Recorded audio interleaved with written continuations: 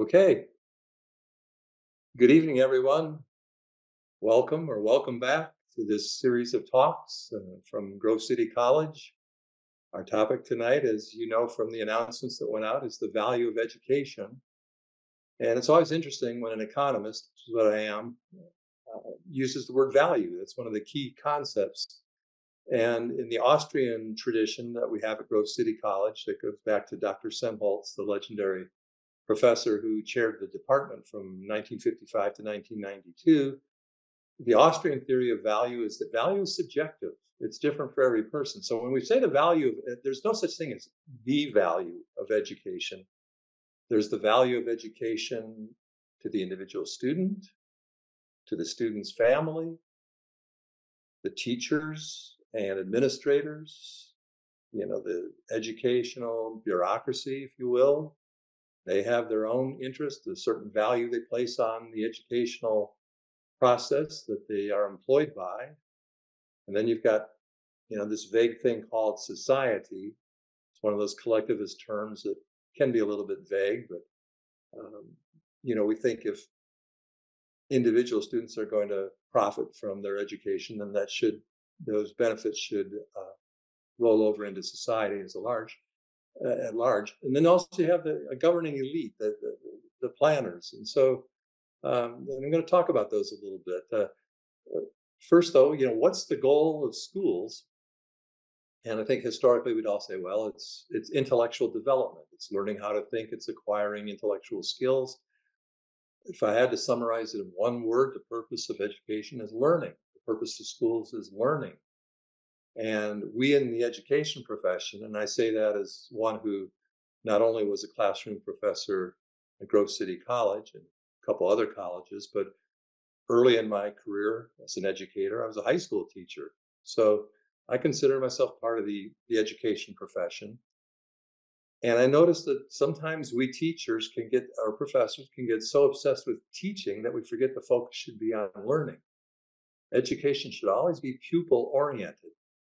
And so a good teacher is a learning facilitator because learning's what's primary. I'll share with you just a point I made with every class that I taught at Grove City College, usually either at the beginning of the semester or at the end. But I would make a point, and I believe it with all my heart, that a person will never be a truly educated person until they have accepted responsibility for their own education and they are willing to diligently work to learn what they need to know in order to achieve their goals and succeed economically in our society. I think too often schools tend to breed or inculcate a spirit of passivity. We just get the kids lined up, sit neatly in a row, be quiet, pay attention, listen. And there's a time for listening. You can learn a lot that way, but it's definitely not the only way to learn. And I think what society needs more than anything else, more than passive pupils, I think society needs active and proactive thinkers. People are willing to roll up their sleeves and go out there and acquire knowledge, not depend on teachers, even good teachers, to supply them with all the information they need, but rather the teacher can contribute some helpful concepts and information about the way the world works, the way their subject matter is structured or whatever. But you've got to, as an individual, you've got to go beyond that. You've got to figure out, what's important, and you need to acquire that knowledge. You need to take responsibility for your own education, and then you will be a truly educated person. The purpose of education has evolved over the centuries. And speaking of American history here, not necessarily all of human history, although I'm sure there have been stages of evolution that predate America. But you've probably all heard the stories about how the early colonists, the reason they wanted their kids to learn to read was so they could read the scriptures. And that was absolutely the most important thing to do. Today, it's evolved. The primary purpose of schooling, at least for conservatives, is to prepare youth for life, by developing those intellectual skills. And the left, though, the non-conservatives, they've got their own agenda, and it's not the same as a conservative agenda. They often want to mold pliable citizens, to sort of fit into their various utopian plans for society. The definition of a leftist is a person who believes in the wisdom of a governing elite, and that therefore the governing elite should be bestowed with great power. And one of the most important powers is to control education. Because if you can control what people think, then you're controlling people. And so, my own feeling is that developing intellectual skills, it's certainly not bad in itself, but it's too narrow a focus. We have a lot of people, for example, the schools are very geared toward the academic, people who are good with words, with concepts, and so on and so forth. But I've found, and I feel very humble when I go out, into society. I mean, I don't know how to build a house. I don't even know how to grow my food, make clothes. Certainly not an electrician or a plumber or an auto mechanic. I depend on people that have those skills.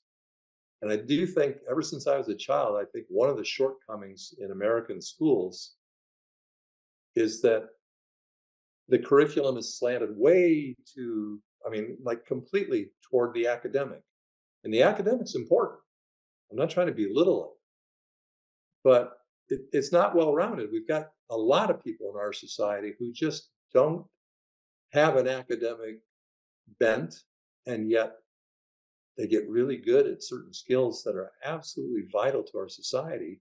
And I wish that elementary schools, for example, would bring in more guests where somebody would talk for, even if it's just 20 or 30 minutes, say why they got into, being an electrician, and the kinds of skills that you need to acquire to do that.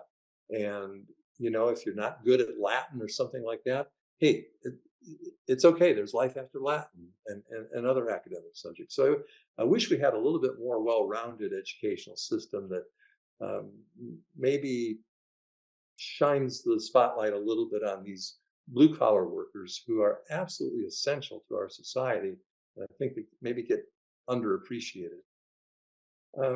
One of the changes I mentioned early on, the goal in learning how to read was so you could read the scriptures and help you on your march toward salvation. I remember in the 60s when prayer was outlawed in the schools. We have that was a milestone in the progressive secularization of American society, and that trend seems to be continuing today.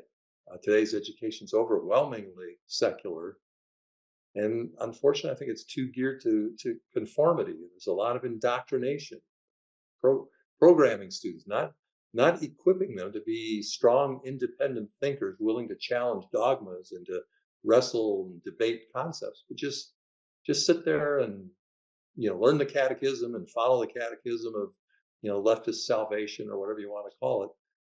That's not real education. And you have to ask yourself, well, why should the state even be involved? It's heavily involved. Local education, public schools, taxpayer supported. And of course, in recent decades, the amount of federal money going to both primary and secondary schools and higher education is huge. Does the state need to be involved? I mean, people aren't dummies. This idea that there needs to be a central bureaucracy for education in Washington would imply that us folks out in the hinterlands are just a bunch of dummies that need some guidance. That's not the way I see our society. We've got a lot of people that they know what kind of an education the kids in their communities need, and they don't need Washington telling them that. Private markets in our traditional free market system, we have this wonderful standard of living today because private markets have supplied food, houses, cars, phones, clothes, entertainment, all sorts of things, whatever we value. The market has a way of supplying what people value. Well, people are going to value education. The conscientious parent knows that their kid needs to acquire certain intellectual skills and abilities to to function, to succeed, to prosper in society. So they'll seek out alternative. If the government got completely out of education tomorrow, education wouldn't collapse. People would just say, okay, let's maybe reconfigure a few things. There would be a market for education, and it would work. One of the criticisms I've heard recently, there's a big debate in our country today about charter schools, non-public schools. And with great glee, the supporters and defenders of the public education establishments, well, we know of a charter school that failed. Yeah, hopefully it did. I mean, there's good schools and bad schools, just as there are good cars and bad cars. The competition brings out the best, and you need that competition. And you know what works and you know what doesn't, because what works succeeds and gets customers, or in the case of schools, students, and what doesn't work fails. Unfortunately, we have a more socialist type of education system. Public schools aren't allowed to fail. That's socialism. The Soviet government guaranteed employment of all of its citizens. So how could they do that? By propping up inefficient businesses that in a capitalist system would go broke because they were squandering scarce resources. They were not using them profitably, but unprofitably, and therefore making society poorer by essentially extinguishing wealth on a net basis. But the only way you can find out which companies are adding to the wealth of society and which are detracting from the wealth of society is with a free market with market prices, and then it separates those that succeed from those that fail. And those that fail, that releases the resources that they're misusing and allows them to be redeployed in a more effective way. Well, that's what we need in education. The fact that we don't allow bad schools to fail is an unusually negative aspect of our education system. I'll tell you about one of the schools here just in a little bit. But this political aspect of education, why is everything politicized in our society? It didn't used to be that way, but in recent decades, through progressive ideology, government just keeps expanding into more and more and more areas of our life. And not just a little, a lot. And we surely see that in education, just like we do in healthcare and housing and other aspects of our life. But the people that favor this government control and oversight of education tend to be the leftists, the various reformers, activists, sometimes even revolutionaries. I wrote a book in the 80s for Libertarian Press about Marx's 10-point platform for how to communize a society. Point number 10, central control of education, government control of education. And I remember about 12 years ago when I was blogging for Forbes, writing an update. President Obama was going full speed ahead on all 10 of Marx's planks in his 10-point platform, and including greater federal control of education. In America, it evolved. There was a guy named Horace Mann in the 1800s. 1900s, there was John Dewey. Both of these were collectivists. They viewed the schools as institutions to sort of homogenize the citizens, to sort of scrape off their edges of independence and just to make them social creatures that would just sort of fit into the plans of the elitists who would be calling the shots. There was an Italian communist named Antonio Gramsci, and he was he came up with the phrase about the long march through the institutions. One of the institutions being education. That in the long run, the way to get a society to restore it. Okay, sorry, folks. We're having some technical difficulties. The recording was stopped again for a few seconds. I was going to tell you about a man I've known for over 50 years. I don't know him well. I'm friends with his two sisters that I went to college with. And this man, Jim, from my home state of Michigan, held a very senior position with the Michigan Education Association. That's the state chapter of the National Education Association, the largest teachers union in the country, to which I used to pay dues. So, I'm familiar with them on a firsthand basis. But Jim actually believes that parents should have no control over how their children are educated. He really believes that professional educators are the ones who have the specialized knowledge that qualifies them to essentially raise other people's children, to inculcate the right values in them. And that ought to scare you, that the leaders of our teachers union have that opinion, that the child is essentially the property of society or the state, but definitely not of the parent. That's kind of spooky. I mentioned Obama pursuing Marx's agenda. He actually proposed at one of his State of the Union addresses that everybody be kept in school through age 18. Now, I'm a former teacher and I believe in the value of education, but it's not for everybody. I mean, these folks that are going to be the electricians and the plumbers and that, there's no reason for them to stay in school until they're 18 years old if they don't want to. I mean, why make them an unhappy prisoner? They could be out, generating an income. I had Amish neighbors there in Pennsylvania, and they only go to school through the 8th grade. And even in the 8th grade, I think we just go one day a week. But they learn how to read, they learn how to write, and exchange letters with our dear Amish neighbors. They write fine. They can add. They know when they're how to balance a checkbook and so on and so forth. But for the manual labor that they do, they don't need any more than that. And I used to think that was kind of strange or primitive. I still think it's unfortunate because I've met some very bright young Amish people who, if they weren't Amish, they could be engineers or lawyers or something. But that won't happen.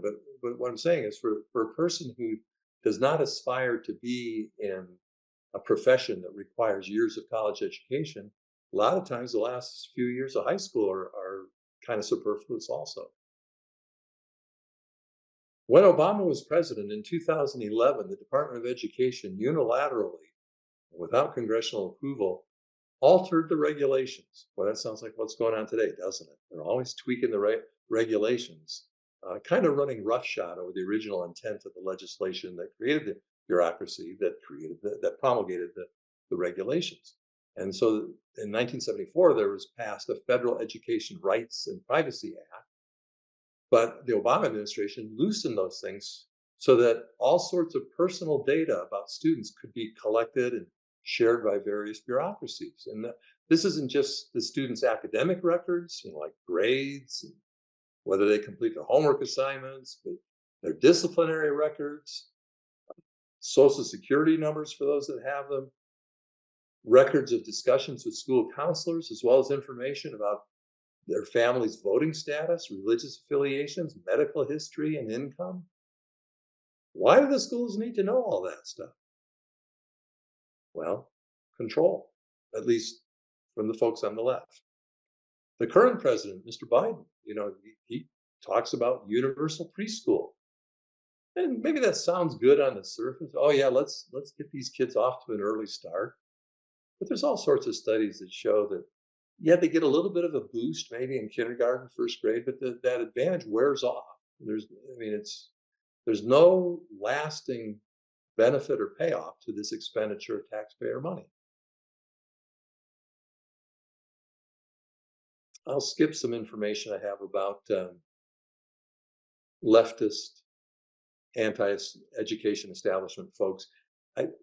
50 years ago, you could find a lot of people on the left who said, yeah, we got to break up the public school monopoly. I wouldn't be surprised if there are fewer such people today because they like what the education monopoly is doing. Let me look back. I went to grade school in the 50s. Very simple, happy time.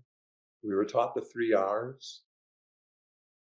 There were boys and there were girls. We knew there were 2 genders, and I guess today somebody alleges there are 57. I don't know. But it was simpler back then. Today in schools, kids often get exposed to sexually explicit material that a lot of professionals think is an overload. They're not emotionally ready to deal with this. And in fact, Governor DeSantis in Florida a couple of years ago, he said, "Hey, you can't be teaching this stuff to kindergartners and second graders and so on and so forth." I agree. Let kids be kids. I mean, there comes a time when, yeah, they have to come to grips with the whole male female thing. But sometimes I think when these kids are exposed to all these goings on prematurely and they're not ready for it, it confuses them. And I think that's why we have so much of the trans agenda today. I think a lot of that's being almost forced on kids, or because I mean, I know a couple of gay friends that I've had over the years, and a relative. You know, there's one school of thought that says, "Oh, that's innate." Um, Everybody I know who's gay was sexually traumatized, and that changed their life. So I do think our schools are. We need to defend our schools from being taken over by these people that have a radical agenda. Just it's not what the kids need.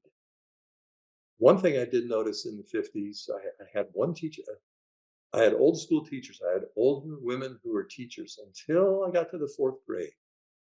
And then this young, beautiful lady, I think she was married to the quarterback for the Michigan State football team.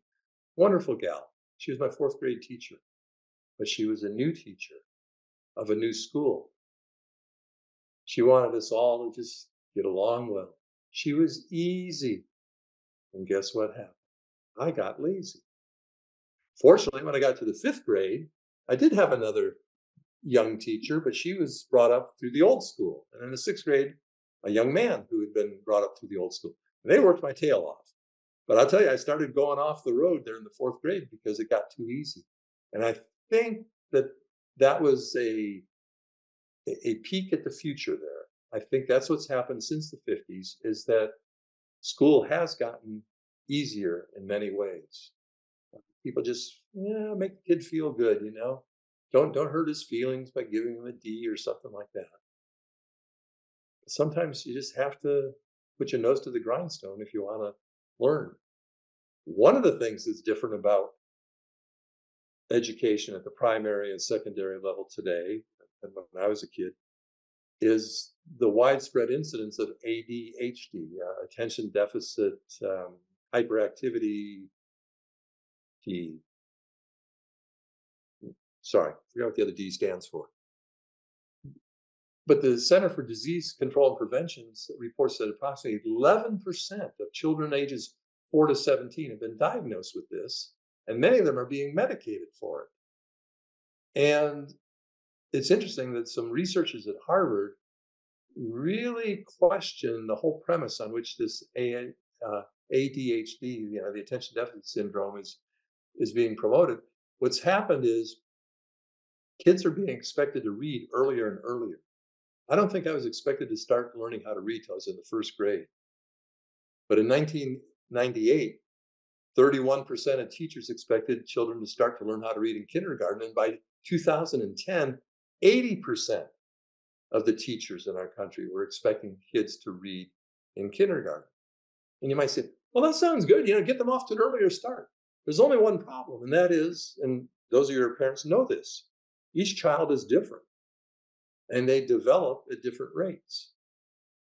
And developmentally, there's a lot of kindergartners that just are not ready to read. And yet you try to make them read and they get confused. They feel inadequate. They get depressed and anxious.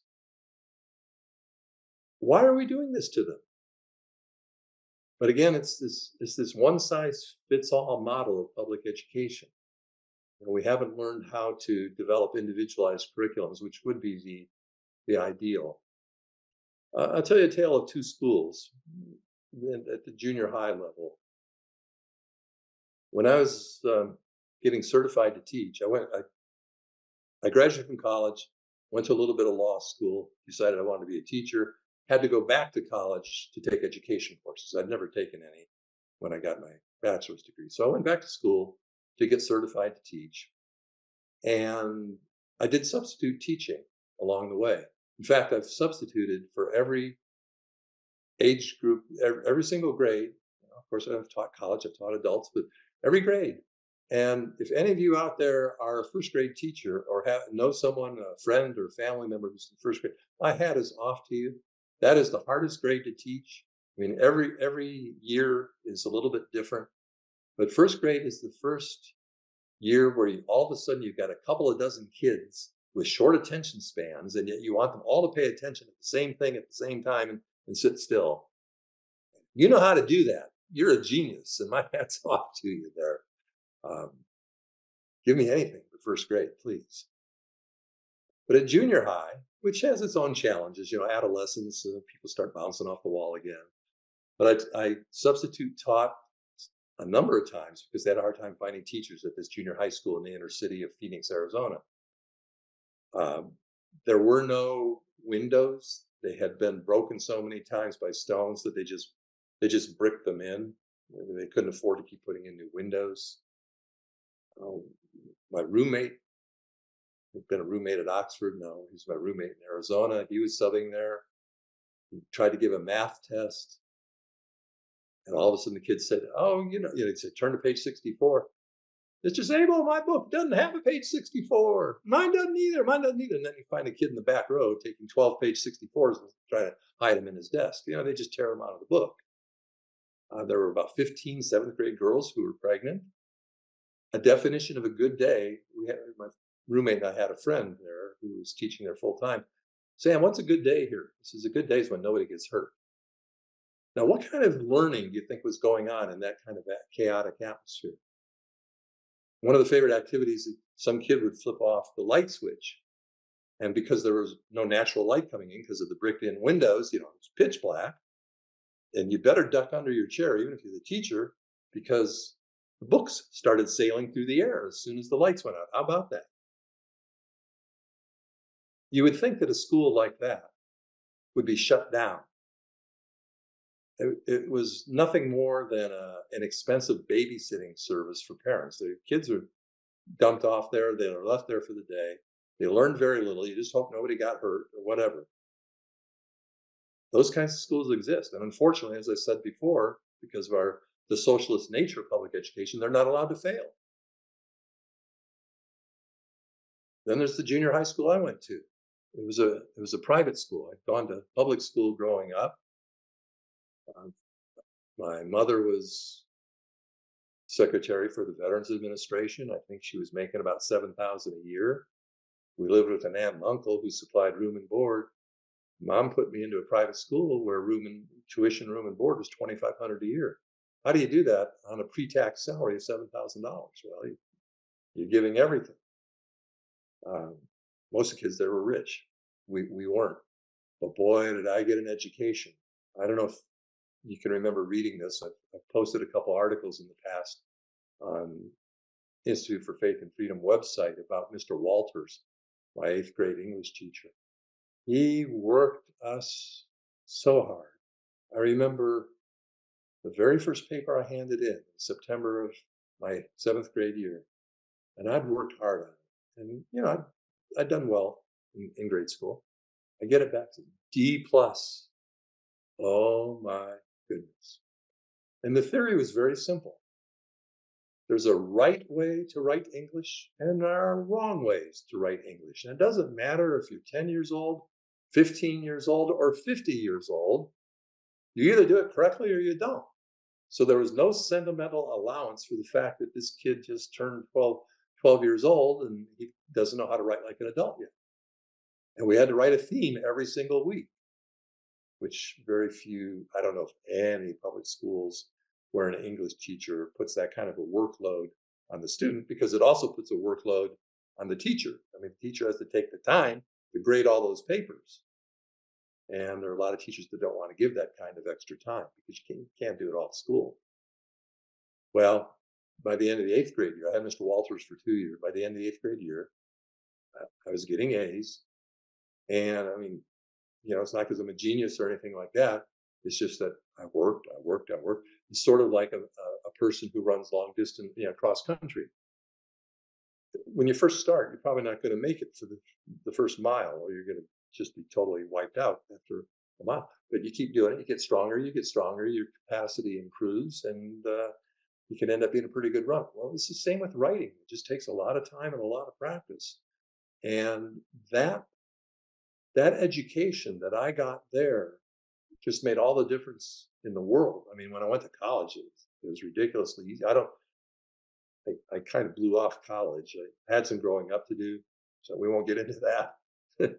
Not the best story, but I didn't work hard again until I went to Oxford as a graduate student. And then I worked hard. And I got to give Mr. Walters credit.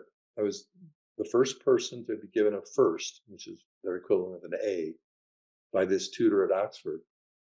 And I did it because I was writing papers. And as I'd write the papers, I think, what would Mr. Walters want me to say here? What would Mr. Walters do? What did Mr. Walters teach me? So basically, things I learned in junior high school at this private school enabled me to do a work at the graduate level at Oxford. So you can see why, you say, well, what? We've got free public education. Why do people want to spend extra for private education? Well, if you're aspiring to excellence, you need excellent instruction. You need hardworking teachers. And if you have to go to private school to do it, then you do it. So the problem I have, I feel so badly for the kids who go through that junior high school in Phoenix. It's still there. I looked it up recently. It's still there. Should have been bulldozed over 50 years ago. But what chance do they have to have any sort of career? I mean, I don't mean to belittle the trades. So some of them will be tradespeople, but there are so many doors that will never open up to them because of the inferiority of the education. I mean, it's essentially a dysfunctional, non-functional school. I just don't. I think it's a tragedy that's still there. They have these charter schools, and they're finding that they're able to come up with schools that are racially diverse, economically diverse, and yet 90% of the students there read at grade level, which is multiples of what's going on in the public schools in cities like Chicago. And yet in Chicago, where they have these successful schools, and some kids from racial minorities or from neighborhoods where the schools are very, very poor, they've got this alternate education and they're flourishing. And the mayor of Chicago wants to shut them down because the teachers union wants to shut them down. And the teachers union is a big financial supporter of the mayor. There's the politics. What's good for the teachers, not what's good for the students. Education in a lot of our big cities is, what's best for the teachers union, what's best for the administrators. And that can be very tragic. And so one of my pet causes is school choice. I really think that's the ultimate civil rights issue of our day. And it's just so sad that the teachers unions, which are, they're professionals, they're teachers, they're supposed to be dedicated to this notion of young people blossoming intellectually. But they're opposed to any school that does it better than the public school. They're anti-competition. They're socialist. They want to prop up their inferior school, and they want to eliminate competition from superior schools. And as I said before, it's a simple economic principle. Competition leads to better products in the marketplace. We need more competition in education.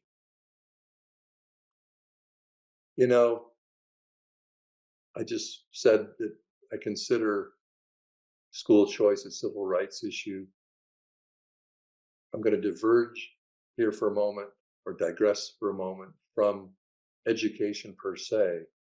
But that whole progressive big government notion of big daddy government, we'll take paternalistic government, we'll take care of you. And, racial minorities, Black Americans, they're getting the short end of the stick. And they think that these government programs are helping them. But think of these different programs that have worked against the interests of Black Americans. In the 30s, the introduction of the minimum wage. You raise the minimum wage, some people get priced out of the job market. Well, if most of your employers are white, they're probably going to hire white kids over black kids just because they're more familiar with them. They don't necessarily have to be racist. It's just, yeah, I know this kid, or I know the school he goes to. Yeah, that'll probably work out well. He interviews well, so you hire him. And the minority kid is the one left by the wayside. And former Grove City College professor and trustee Walter Williams, the late economist, a Black American. Walter wrote a book called The State Against Blacks. He came out with that, I think, in the early 80s. And he documented, he had all the figures. And after the introduction of the minimum wage laws, that introduced a large disparity between the unemployment rates of white Americans and black Americans. It was always higher for black Americans. It was often twice as high as for white Americans because of the effect of the minimum wage law. Urban renewal sounds great. Time to spruce up our inner cities. Well, in Pittsburgh, they had an urban renewal in the 60s. And guess what? They bulldozed the black businesses. There was a thriving entrepreneurial neighborhood in Pittsburgh dominated by black businesses. Well, that's what the government said. Well, hey, that's a nice location. We're going to bulldoze that and have an urban renewal right there. You can, I don't know how many of you know the late Pittsburgh-based playwright, August Wilson, African American. He wrote one play about each decade of the 20th century, and his play about the 1970s was called Jitney, Jitney, which are these little makeshift cabs that the black entrepreneurs would use to have sort of a cab-like service. And right in the play, the characters make that point. They comment on the devastation of urban renewal, which was sold to the public as, hey, this is progress, but it was anti-black. And then there were the war on poverty welfare programs. And a lot of them destroyed black families because they created huge financial incentives for the father figure to be absent. A mom could have a greater income for herself and her children if she got rid of daddy, pushed him out the door. And the divorce rate and the illegitimacy rates just absolutely soared as a result of that. And so I view this rigid partisan support for the teachers union as the latest abuse of black Americans, because it's keeping them from the school choice that these kids need. And I remember seeing a John Stossel special years ago. There was a charter school opening up in New York City, and they had X number of spots, and they had 10 times the number of kids wanting to get in that they had space for. So they did a lottery, and it was just heartbreaking. You see these little boys just bawling their eyes out, and their mom just looking like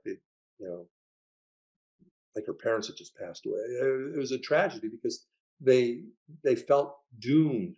They felt sentenced. They knew that the kid now was stuck in the lousy, non-functioning school in his own neighborhood, while some other lucky kid gets to go to the charter school. We need more charter schools. We need more opportunities for these kids to be able to flourish.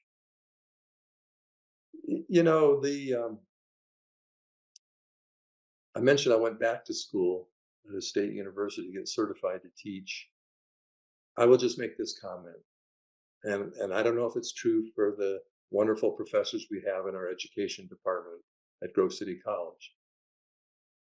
But in my program, I was not taught a single useful thing about pedagogy, how to be a better instructor.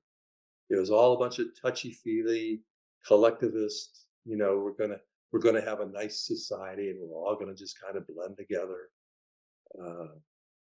Terrible, it just and just going along with that idea that one size fits all. And if you've ever worked with young children, you just know that's not true. Each child is so different. And yet we have these inefficient, unnecessarily ineffective schools, and we prop them up because they're publicly supported.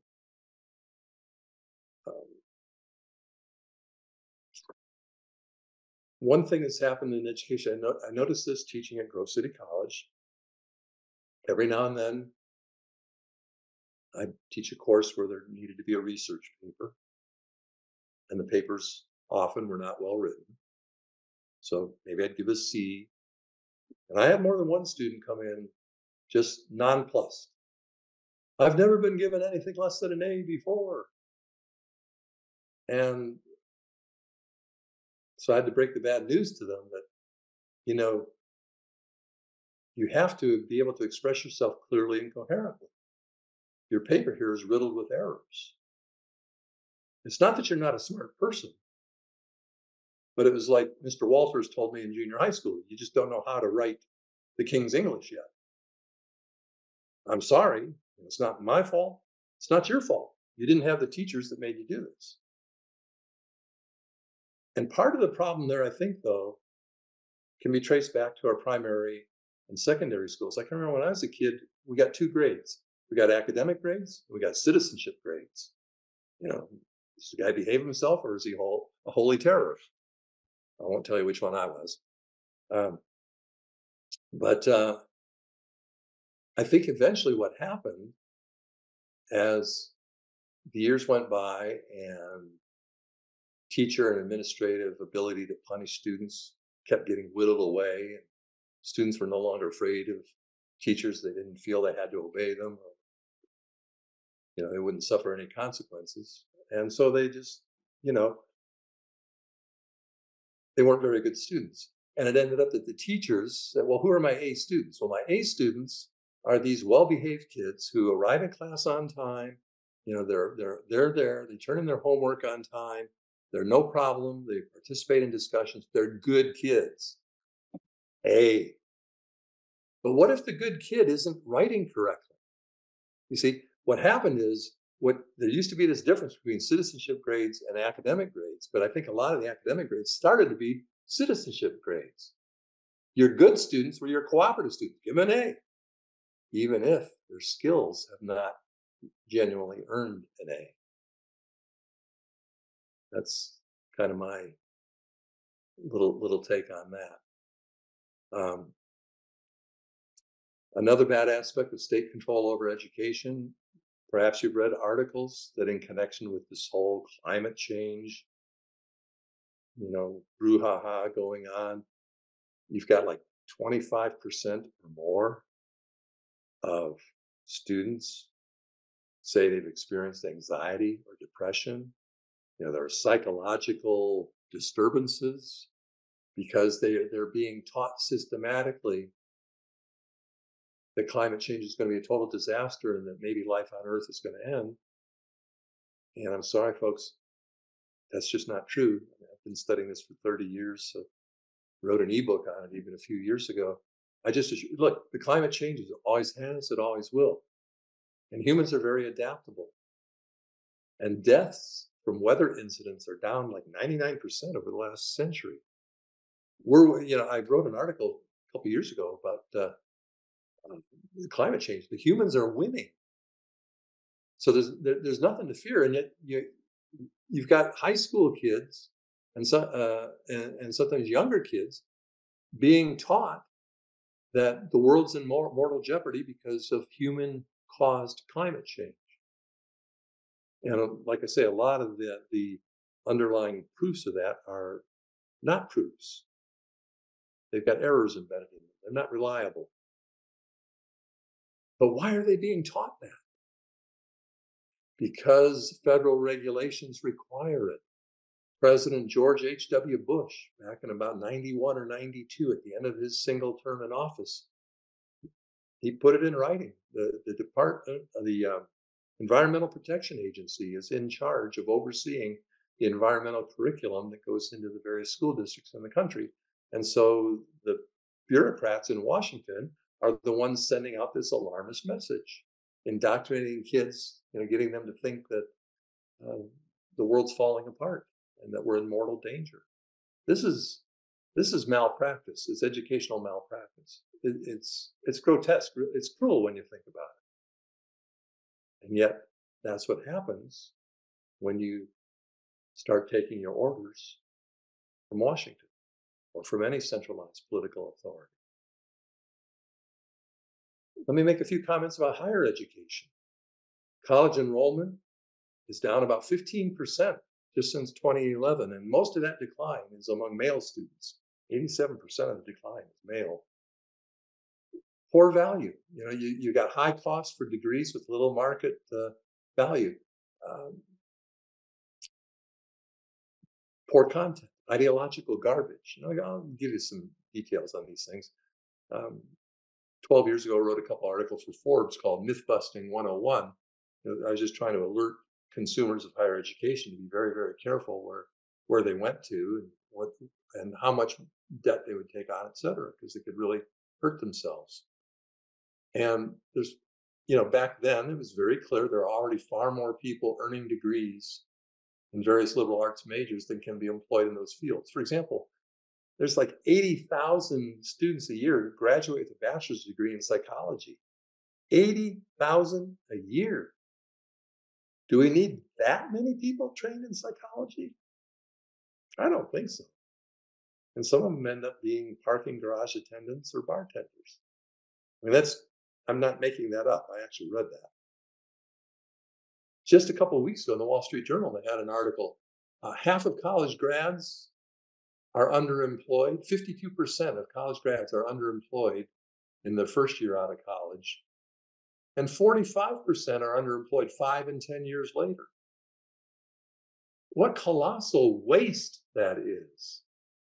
What a malinvestment of scarce resources. Colleges are businesses. The more customers they have, the more revenue they make, the more they prosper. But the joke is on so many of these students. They're given the myth along the way that if they work hard, roll up their sleeves, put in their years, they'll be rewarded with a job. And often, that's just not true. There just aren't enough jobs in so many of these professions. So, I would say, look, if you want to be an engineer, doctor, or lawyer, get your bachelor's degree at Grove City College, and then you go on from there. But you don't need a bachelor's degree to be an insurance salesman or a tradesman or so many other things. I was reading recently, apparently some of these artificial intelligence jobs that are coming out don't require a college education, but you can start out at $100,000. Wish they would have had those when I was a young guy. Okay. And the useless knowledge that goes on in college, so, or the ideological nonsense, critical race theory, deconstructionism. I mean, it gets really crazy at times. What you learn might even blow your family apart. When I was an undergraduate, I was seduced by the superficially attractive promises of socialism. And I got all cocky and I thought I was going to be one of these energetic, idealistic young people that helps, save the world. And I guess I got too full of myself. And anyhow, my uncle, who had supplied a house, said, see you later. So 3.5 years later, we patched things up. My fault. I look back on it and think, man, that was uncalled for. That was stupid. It was immature. But it's because my head was filled with nonsense. I paid good money to go to college and get my head filled with nonsense. And that happens at a lot of places these days. That's what I think makes Grove City College so special. That it's not contracted a lot of these intellectual viruses that are infecting so many of our college campuses. This whole student debt thing is a fiasco. I mean, it's exploded since Obama was in the White House, but it was too large then. My wife had a college student who graduated in about 2007, maybe 2008. She graduates with a bachelor's degree in theater and $125,000 of college debt.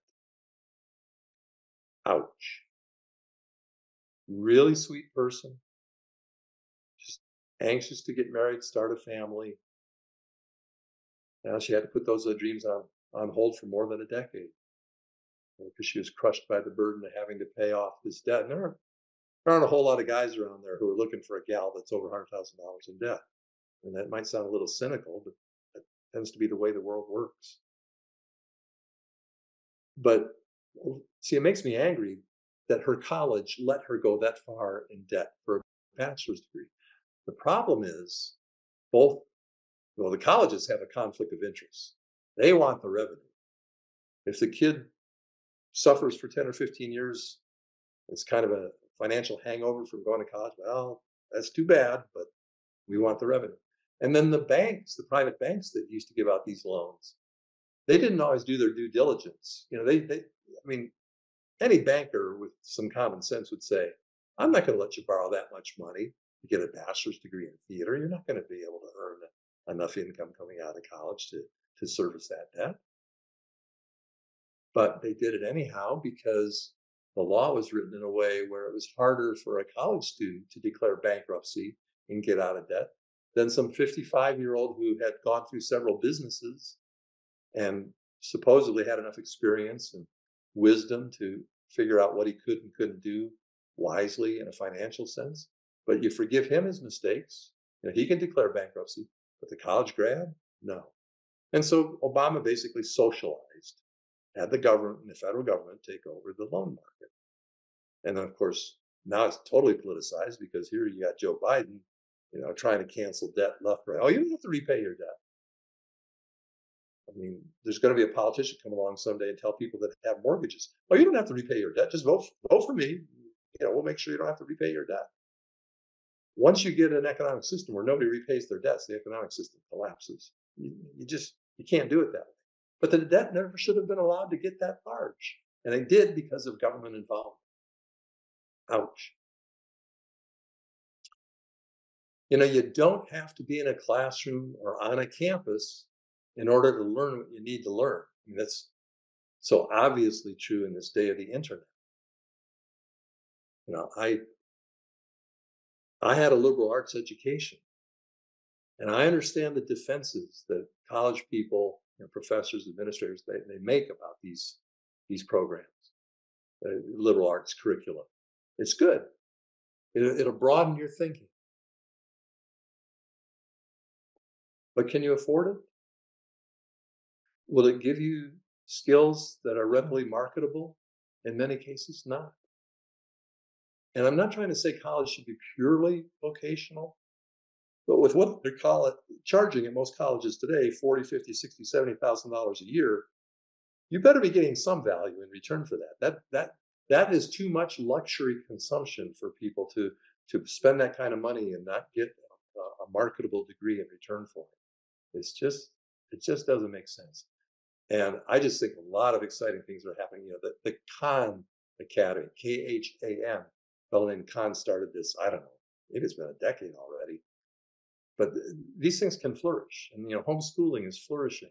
There's so much there to, so many opportunities, so many ways to learn that aren't expensive. And so, if you want to read War and Peace, and maybe get involved in some discussions about it, I'm sure you can find ways to do that online. You don't have to pay $3,000 of tuition to take a literature course and read War and Peace. So, okay. Bad statistics about, 4 in 10 business leaders feel that today's college graduates are poorly prepared for the workforce. That's some of the garbage they're taught. It's not a surprise. One of the tragic aspects is, there's a lot of anti-American stuff that seeps into these college curriculums.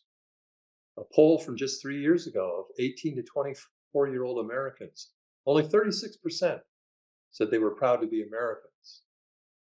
Of the over 65s in that same survey, 86%, 50% more, were proud to be Americans. What happens if we send our kids off to college and they come out of college and they're not proud to be an American? What are they being taught? I mean, I'm not one of these guys, America right or wrong. We make mistakes. We're not perfect. No society is perfect. I've also seen a fair amount of the world.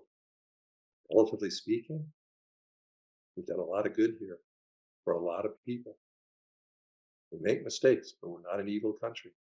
There's nothing to be ashamed of for being an American.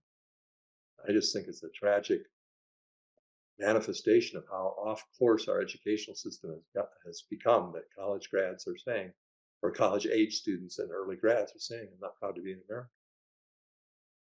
We had the what's going on in the college. Harvard's the tip of the iceberg. The big scandal about the anti-Semitism and the plagiarism of their president. And they found out more recently the officer at the college that's in charge of the DEI, that diversity, equity, and inclusion. I always think it stands for discrimination, exclusion, and intolerance. But then, I'm a dissident. But she got caught. The director in charge of the DEI programs at Harvard was also found out to have been a plagiarist. Joe Biden was a plagiarist in law school. It derailed one of his early presidential campaigns. What's going on in our country that all of a sudden some of these very successful people turn out to have been cheats? And so when scientists report to you something like and say, oh yeah, there's dangerous human-caused climate change, you have to ask this question: can you believe it?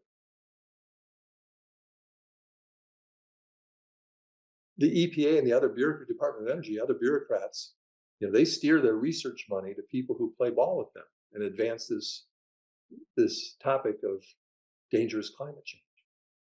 Try to find somebody that is not government funded that believes that the world is doomed. I don't think you'll find such a person. The bias has entered in there because of the political involvement. There's a Foundation for Individual Rights and Expression puts Harvard dead last in its rankings of college in terms of free speech. That's absolutely tragic. I was going to tell you about Mises' book of the anti-capitalist mentality, but I think I don't have time for that. Let me just quickly run through a few proposed changes. If I could wave a magic wand, this is what I'd do. First of all, I'd abolish the Department of Education. It was created in 1977 as a payoff from Jimmy Carter for the campaign support given him by the National Education Association. So Carter rewarded the educrats with their own department. Reagan wanted to kill it. He wasn't able to. And it was Reagan who famously said, the closest thing to eternal life in this world is a government program, government bureaucracy. Get rid of all the federal guidelines and standards for education. We don't need it. The local folks know what their kids need to learn. They're not stupid. Get Uncle Sam completely out of the loan market. All that happens is when you push more federal money into an industry, prices go up. The price of college tuition has been rising faster than inflation in recent years. Guess what? Got federal money pouring in there. Of course, the prices are going to go up higher. Let college enrollments decrease. They've been decreasing. They should decrease more. That sounds very elitist, but you see that they say, well, we need more democratic, small d, democratic education. More people need to be included. No, we don't need more accountants. The economy can't absorb more accountants, more engineers, more doctors. If anything, there should be a lesser number of students, because the more students you let in, the lower the academic standard is on average. And you end up slowing down the learning process for the brightest that are going to be your doctors and lawyers anyhow. Just get rid of it. Eliminate the education courses. I told you, I jumped through the hoops. I took the courses. They didn't make me a better teacher. Teaching is a talent. Either you have it or you don't. You can learn a few pointers from an experienced teacher about how to present lessons. That's true. But these education courses are absolutely worthless. And it's good to see that there are states now that are letting people teach in high schools because they have a certain skill. They're not certified to teach. That's okay. They know their math, so they can teach. And that's the way it should be. Obviously, I think government's the biggest problem in education. So let's maximize the use of private options. Homeschooling.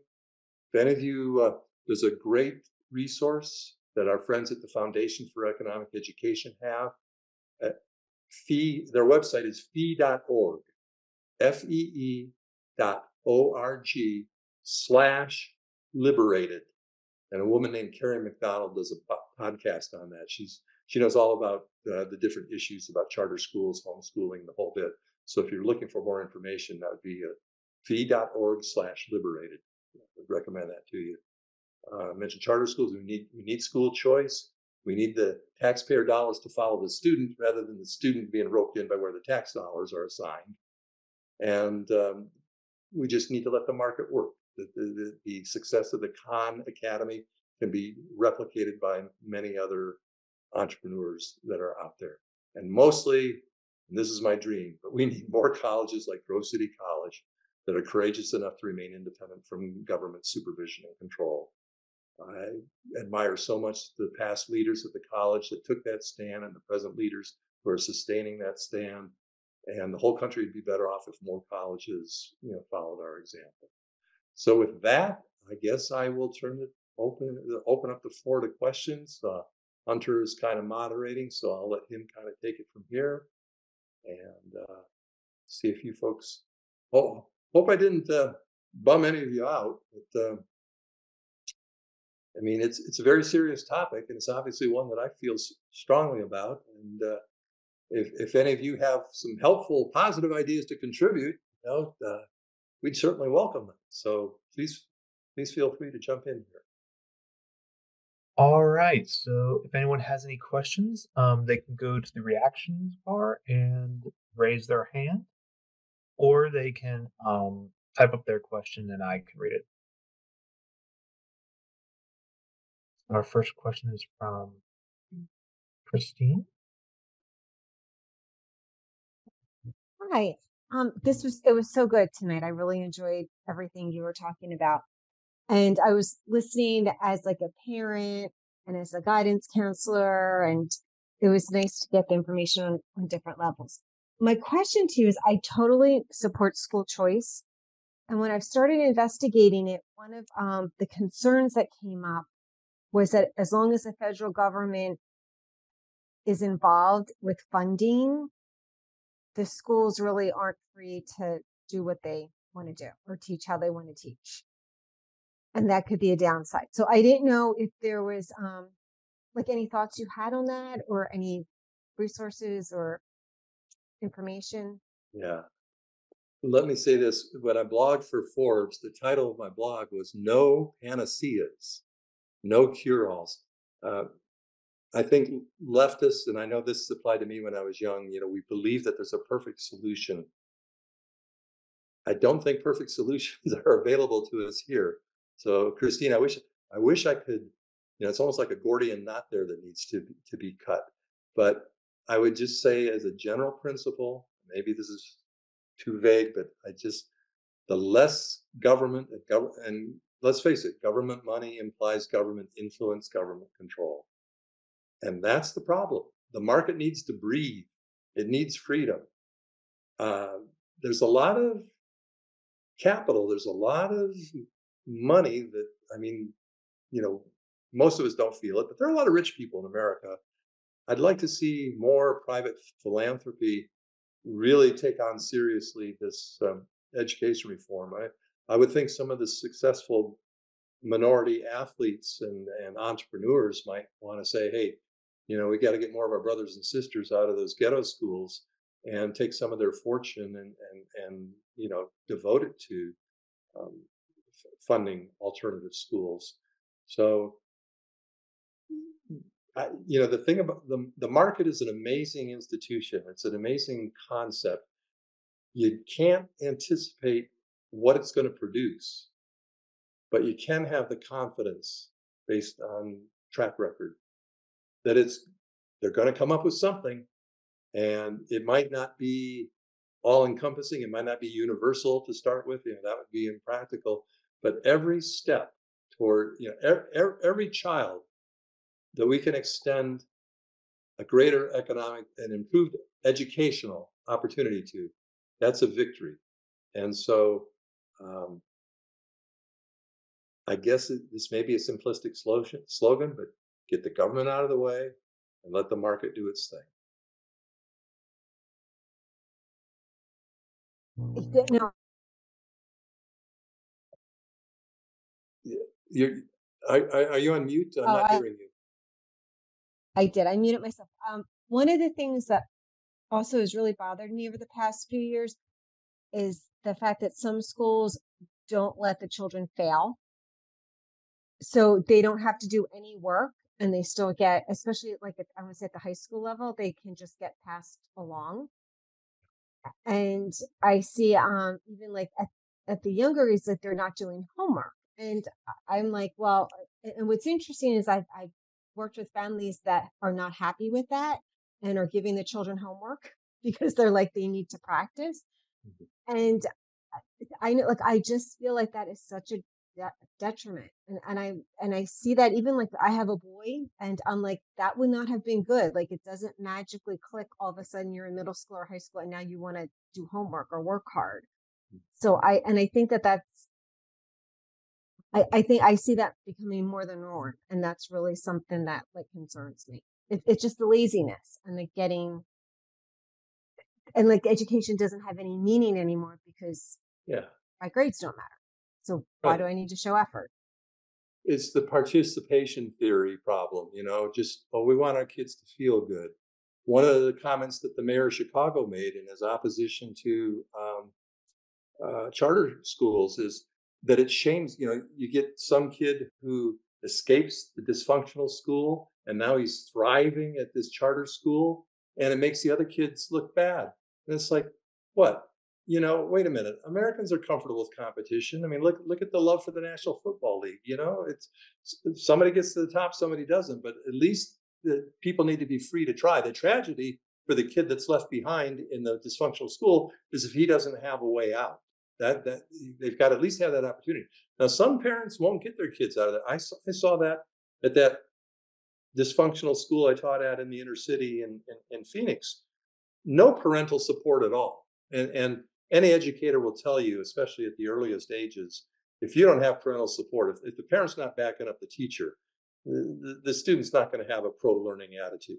And unfortunately, again, I think this is part of the sad fallout from the various government welfare programs, because it's like these people know that they've got a minimum standard of living that's guaranteed to them. They've got this income coming in regularly from the government. So who needs an education? The government just, the government will take care of you. The government will keep sending you a check. Why break your back, learning all this stupid algebra and stuff? And so that attitude is very deeply seated in certain communities. It's the parents who recognize that attitude as being counterproductive, and they don't want their own kids contaminated with that attitude. They know that's not how the world really works. They know that if you want to have any chance at all for success being defined as something other than just staying at the same level your whole life, receiving welfare checks, if you really want to accomplish something in this world, you are probably going to need an education, a good education. And those are the parents that want to get their kids out of those schools. And maybe as more and more kids get out of those schools and then go on to achieve success, it will create more of a social pressure on the others to say, hey, you know what? We better get with it too. Now, this is a process that can take decades. Remember, we're not going to flip a switch here and fix everything. But that's why I say every single individual that gets an improved educational opportunity and benefits from that, as most of these kids do when they're given the opportunity, that's a victory for society. That's putting a little bit more weight in the right side of the scale, and maybe eventually there'll be so much weight in that side of the scale that some of these schools that need to dissolve will dissolve, and there will be other solutions or approaches to these young people getting educated. So it's not going to be a neat, tidy process, and I certainly am not capable of drawing up a plan for you as to how it all unfolds. But we've got to get the trend going in the right direction.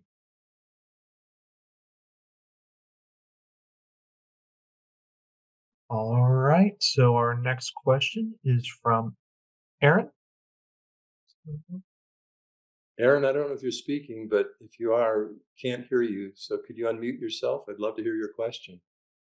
Well, Hunter, you want to try Matt for now, and we can I try. was going to say we can always come back. So, Because I know Matt's always ready to talk. So.